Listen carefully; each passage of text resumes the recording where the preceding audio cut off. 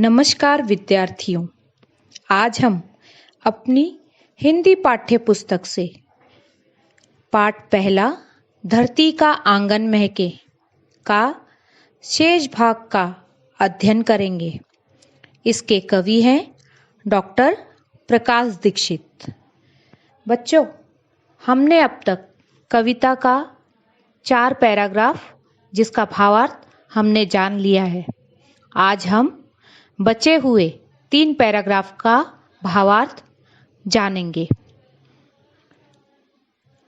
सांस सांस जीवन पट बुनकर प्राणों का तन ढाकती, सदाचार की शुभ्र शलाका मन सुंदरता आंकती।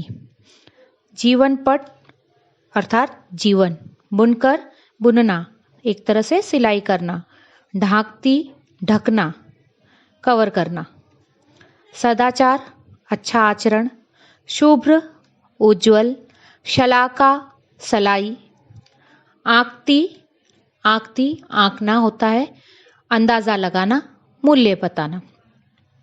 अब इसका हम भावार्थ जानेंगे। यहाँ कवि कहते हैं कि धरती ने सांस सांस का जीवन पट बुनकर सभी के प्राणों का तन ढक दिया है। यानी इस धरती ने सभी का रक्षण किया है, प्रकृति ने हमें कुछ ना कुछ दिया है और वही हमारे प्राणों की रक्षा भी करती है। कवि के अनुसार सदाचार वह स्नेह के द्वारा ही मानवता का विकास होगा। मतलब प्रकृति ने एक तरह से हमारे लिए जो भी स्नेह दिखाया है, ठीक उसी प्रकार से मनुष्य को भी अपने स्नेह के द्वारा इस प्रकृति को संभालना होगा, उसका विकास करना होगा। सदाचार रूपी शुभ्र शलाका मन की सुंदरता को आंकने का काम करेगी। मानवता के विकास के लिए सभी को सदाचार एवं स्नेह को अपनाना चाहिए। यानी यहाँ कवि ये कहते हैं कि मनुष्य की जो सुंदरता है वह किससे आंकी जाती है? उसके सदाचार के द्वारा, उसके स्नेह के द्वारा। इसलिए मनुष्य को चाहिए कि वह अपना अच्छा आचरण रखे, प्रकृति के लिए प्रकृति के समान ही उसे स्नेह प्रदान करे। प्रतिभा का पैमाना मेधा की ऊंचाई नापता, मानवता का मीटरबन मन की गहराई मापता।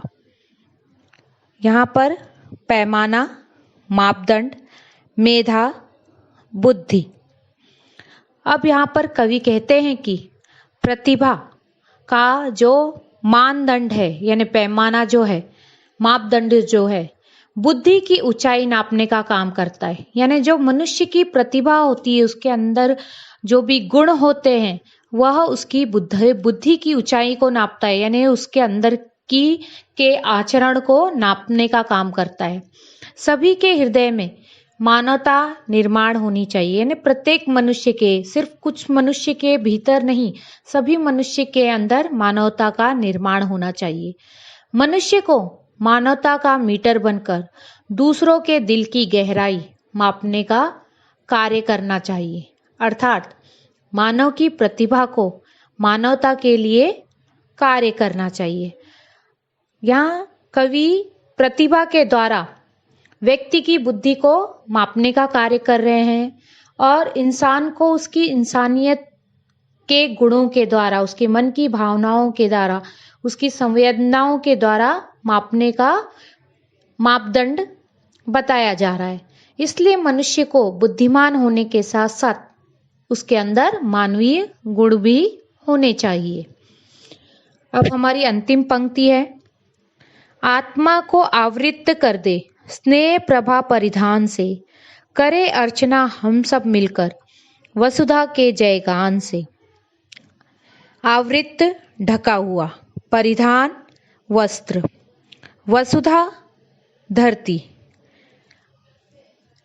कवि कहते हैं कि मनुष्य को अपनी आत्मा स्नेह रूपी प्रकाश से ढक देना चाहिए। स्नेह से व्यक्ति को अपनी आत्मा स्वयं प्रकाशित करनी चाहिए। जब ऐसा होगा तब धरती पर मानवता का विकास होगा। हम सभी को मिलकर धरती का जयगान करने के लिए पूजा अर्चना करनी चाहिए। यानी इस धरती का गुणगान हम सब मिलकर करेंगे, प्रार्थना करेंगे, तभी इस धरती की उन्नति हो सकती है। यहाँ बच्चों, कवि जो हैं वह हमें इस कविता के माध्यम से यह संदेश देते हैं कि कर्म से, ज्ञान से व विज्ञान, इनकी अपनी महत्ता है, इनका अपना महत्व है, लेकिन मनुष्य को इसे अपनाने के साथ साथ जो प्रकृति है, जो यह वसुधा है, इसका भी ध्यान देना होगा।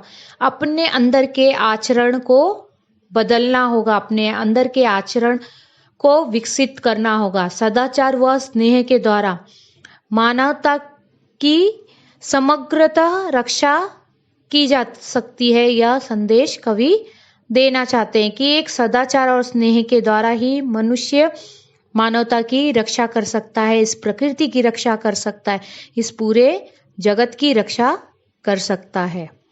बच्चों, मैं आशा करती हूँ कि आपको कविता का भावार्थ अच्छे ढंग से समझ आ गया होगा। धन्यवाद।